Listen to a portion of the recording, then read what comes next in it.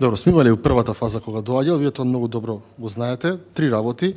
Тоа што некој замислил нешто да помине на 10 е негова замисла. Дали квалитетно ќе имаме можност да ги прегледаме овие извештаи, предлози за закони и закони, нека судат граѓаните. Било кој оној кој што следи собраниски канал може да го восприеми она кое што го продуцираме на дневна основа во собранието, ви бедувам дека не може. Затоа сметам дека повеќе треба да се води сметка на транспарентноста и отчетноста на тоа што го носиме, како и на квалитетот на тоа што го предлагаме кон граѓаните, бидејќи тие утре ќе одговараат или нема да одговараат по определени законски решенија. Сметам дека е подобро да имаме пошироки дебати, повеќе да разговараме со цел да знаеме што се случува во државата, бидејќи овака имаме чувство дека власта ништо не чита од законите, тие молчат, ние зборуваме и едноставно немаме квалитетна дебата. За да имаме добри решенија мораме да имаме дебата, а за да имаме дебата мора да бидеме спремни да имаме прочитано материјали. За да бидеме спремни и да имаме прочитано материјали, ние мораме да имаме време тоа да го направиме. А ако имаме денот, како што е денес, пленарна седница, Комисија за политички систем, Комисија за европски прашања, ние не можеме да имаме квалитетна дебата. И тоа ми е поентата на разговорот. Понатаму, во поглед на законот, еве уште многу кратко процедурално, да бидам искрен, ја пример, не ја најавивте госпојата која што го образложуваше тоа. Јас не знам дали е член на комисијата, дали е директор, дали е на крајот само кој се заблагодарите, сватив за кого седиме овдека. Мислам дека треба повеќе да знаеме што се случува, да знаеме со кого седиме, што разговараме и да знаеме што пишува во извештајот. Но додиме по ред. Не, ја и се заблагодаривте со име презиме целосно, не ја најавивте. Проверете си ги стенограмите, ќе видите дека не ја најавивте. Бидејќи да, не се не ја најавивте како претседателка на комисија, да, не се не ја најавивте. Не ми го земете за зло, навистина сакам со кого седам, што разговараме и јас на крај дури се прашував, го барав печатот како се вика господа што е претседател на комисијата, и на крај кога си заблагодаривте, сватив со кого седам на масава. Тоа ми е поентава на разговорот. Не е злонамерно, не ја познавав господјата. Одиме понатаму. Денес имаме точка на дневен ред, а тоа е годишен извештај за работата на Државната комисија за одлучување во втор степен од областа на инспекцијскиот надзор. Она кој сакам јавноста да запознаме тоа дека ќе одам по извештајот страна постана каде што имам определени работи кои сакам да ги слушнат и граѓаните и колегите и да дадам моје видување. Мисија е обезбедување на висококвалитетна, професионална, независна, ефикасна и ефективна заштита на правата на сите субјекти во постапката по жалби против решенија донесени од прв степен на инспекторите практично. Ќе дојде кој се на терен, а визијата на оваа институција е давање на придонес во подобрувањето на целокупниот систем на инспекцијските постапки преку квалитетна, ефикасна и ефективна и транспарентна работа. Тоа е она за кое што е формирана оваа институција. Во 2019 година е формирана комисијата, има претседател, заменик претседател, 5 члена и вкупно 7 функционери, кои што имаат изработено систематизација, која што вклучува генерален секретар, државен советник, тоа 2, раководител на сектори, тоа 3, помошник раководител на сектори, тоа 3 и раководители на одделение 13 луѓе. Покрај овие луѓе, во оваа институција има вработено 17 советници, 9 виши соработници, 9 соработници, 11 помлади соработници, 1 самостоен референт, 1 виш референт, 1 обичен референт и 3 помлади референти. Веднаш кажеме дека институцијата е опремена и со возач, курир, хигиена и така натаму. 19 луѓе се на неопределено време вработени, тоа се познатите или договори на дело или преку агенции за посредување за вработување, односно ние познати ваши на владата, не вас лично разбира, привремени вработувања. И потоа ќе разговараме колку тоа не чини нас како граѓани, како држава. Реализирани активности произлезени од законските надлежности. Вели дека покрај активностите кои произлегуваат од законските надлежности на Државната комисија за решавање на предмети по изјавени жалби, чиј вкупен број е прикажан во прилогот на годишниот извештај за работа за 2021 година, Државната комисија превземала повеќе активности во однос на завземање на ставови при постапувањето на инспекцијските служби, односно согласување на работењето согласно Законот за инспекцијски надзор, односно имаме еден памфлет каде што немаме ништо конкретно во главата број 4 на она што е реализирано и не е објаснето дескриптивно, понатаму е објаснето по поставки.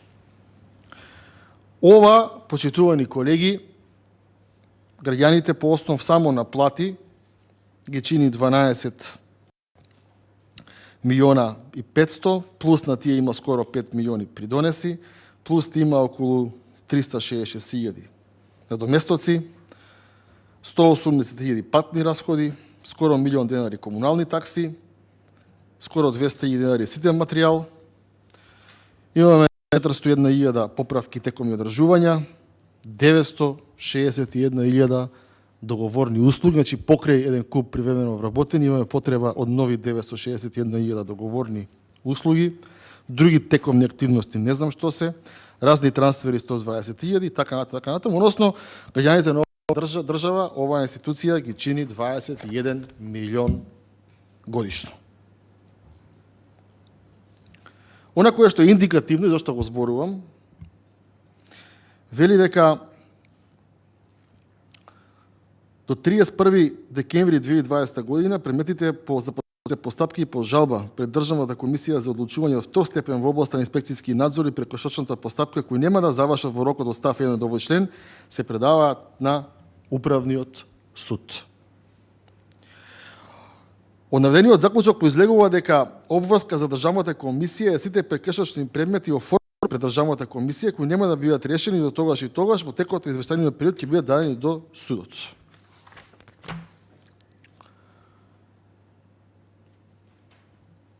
Она која што им е главна активност, ја зборуваат на страница 12, вели дека она која што највеќе го работеле е тоа што формирале комисија која што ќе ги предава предметите до Управниот суд од 4 кои имаат задача да ги подготват предметите за примено предавање, односно да извршат попис на сите примени предмети и списи по предметите доставени од страна на правостепените прекршочни органи или непосредно од Државната комисија до тогаш и тогаш. Комисијата за примено предавање на предметите на Управниот суд функционира целото тромесечие од извештајниот период. Значи, еден квартал е потрошен за примено предавање на предмети од една институција до Управниот суд, а кога почитувани колеги сме кај Управниот суд и кога дека дополнителни предмети му се даваат на Управниот суд, јас мислам дека таму ни 8% нема доверба, бидејќи целокупното судство во оваа држава има 8% доверба.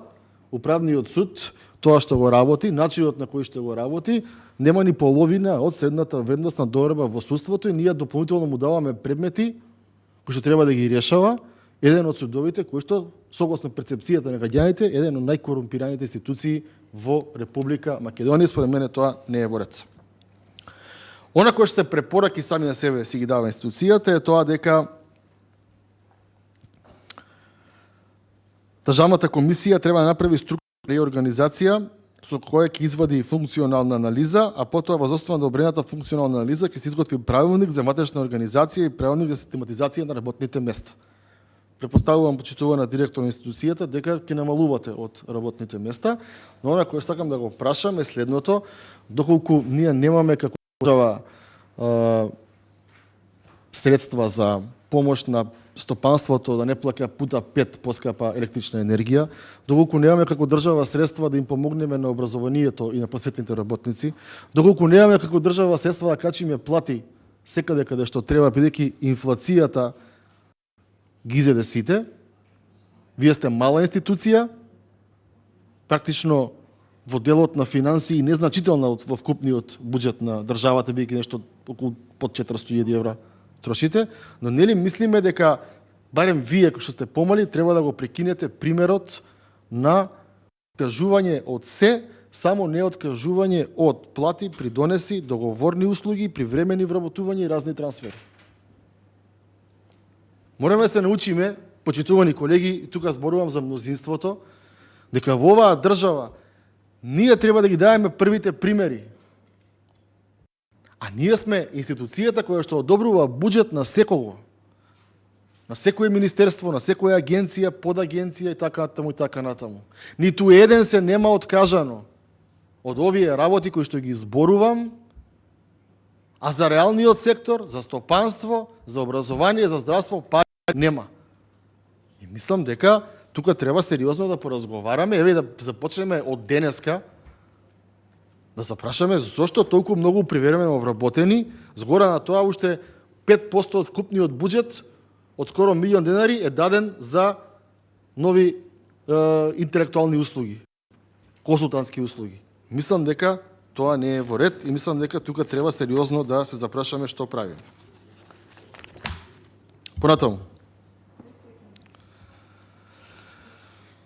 Вели дека од вкупниот број на решени предмети во 2021 година Државната комисија прифатила вкупно 527 жалби, кои 15 предмети биле примени по уважени тужби од управниот суд, така натаму, одбиени се, кажува колку, она кое што за мене е индикативно е следното. Вкупен број на предмети, решени предмети од областа на инспекцијскиот надзор во 2021 година, прифатени 527, 314 одбиени, 33 отфрлени, 18 мериторно завршиле, 3 постапки запреле и така натаму, што за волја да вистината ќе видиме дека толку многу вработени и на толку многу прекршоци во оваа држава не е некој резултат за пофалба. Зошто го зборувам ова? Еве да видиме вака. Во 2021 година вкупен број на решени предмети во инспекцијска постапка од областа на трудот, социјалната политика, образованието и културата. Пошто вие вака од СДС многу сакате да зборувате за социјална политика, правата на работниците, минимална плата, да, се користи секој момент за определена целна група да се подбуцне. Дали според вас, почитувани колеги, од областа на трудот, целокупниот труд, инспекции правено, образованието и културата, вкупно имате 148 предмети за една година. Во цела Македонија во 80 општини плюс градот Скопје. Дали според вас тоа е соодветен број на контроли на прекршоци?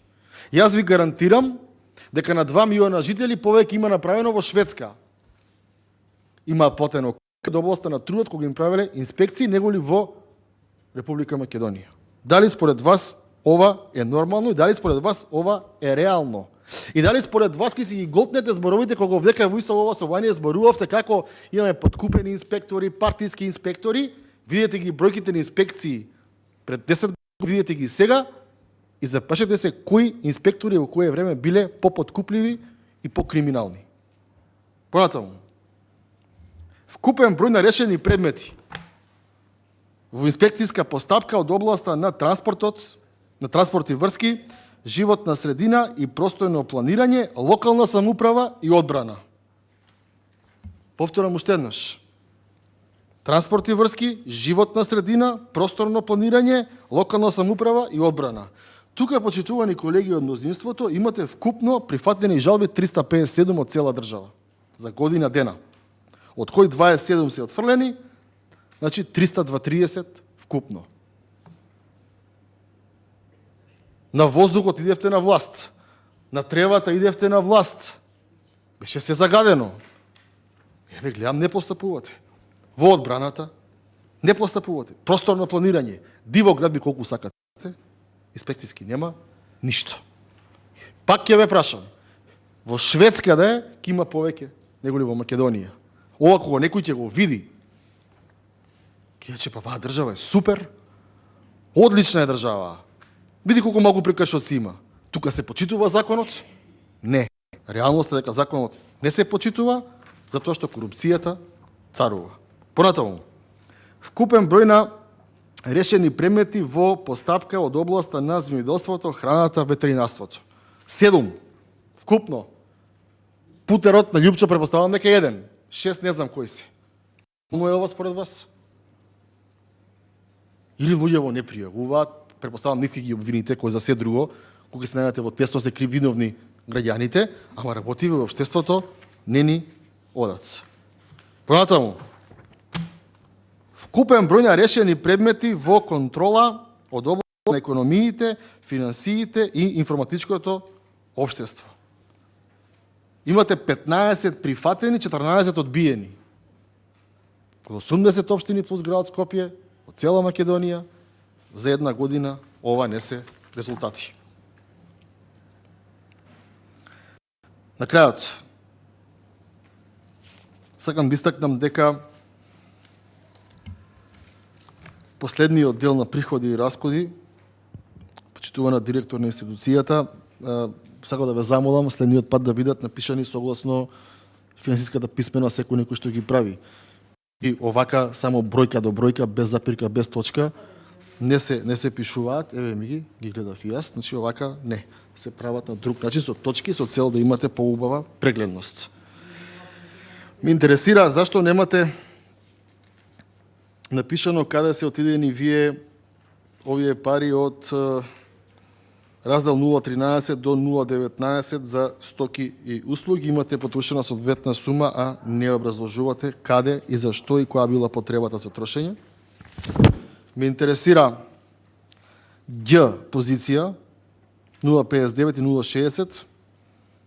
Ова наистина ми е неразбирливо. Што ви значи? Може би секторот за финансии ќе треба да го повикате, не мора одма ми одговорите, можете и подоцна или утре.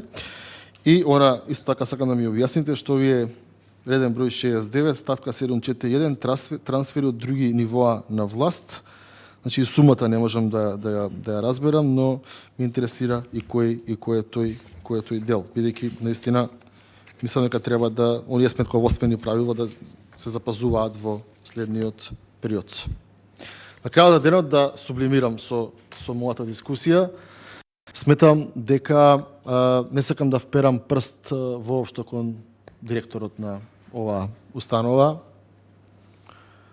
но сакам да вперам прст кон оние кои што сме тука и оние кои што и дозволуваме на господјата, на незиниот надреден, на министерот да трошат пари кога што трошат. Да бидеме искрени и реални, секој буџет кога доаѓа и на ребаланс, и на буџет, ние точно знаеме дека директорката ќе поточи толку пари за договорни услуги. Ние алармираме, вие молчите. И не е само за оваа институција, сите институции е така. Штедите на капитални, штедите на се, само на вработување на партиски војници не штедите. И тоа не е добро. Тие не придонесуваат, стопанството придонесува. И мислам дека во следниот период, кога ќе ги имаме овие извештаи, не треба да ги гледаме на 2 на 3, треба да дебатираме, треба да имаме соодветни заклучоци и до други комисии ако треба, дека се буниме на ваквиот начин на трошење на средствата, дека се буниме на волку малку жалби и поплаки усвоени за области кои што и ние знаеме дека ги има многу повеќе и од животна средина и од труд. И знаеме како отопедени и вработени во помалите места, особено во Источна Македонија, а тука жалби нема, никој за ништо не одговара. И мислам дека, барем така јас ја поимам работата во комисиите, во собранието, дека ние треба преку оно што ќе го видиме да алармираме до извршната власт и до надлежните за оно што го констатираме во извештаите. Бидејќи они едни на други не се гледаат извештаите, немаат потреба ниту надлежност, ние ги гледаме сите извештаи и мораме да даваме препораки, да имаме нов начин на работа во рамки на комисиите, бидејќи за тоа не плаќаат граѓаните. Благодарам.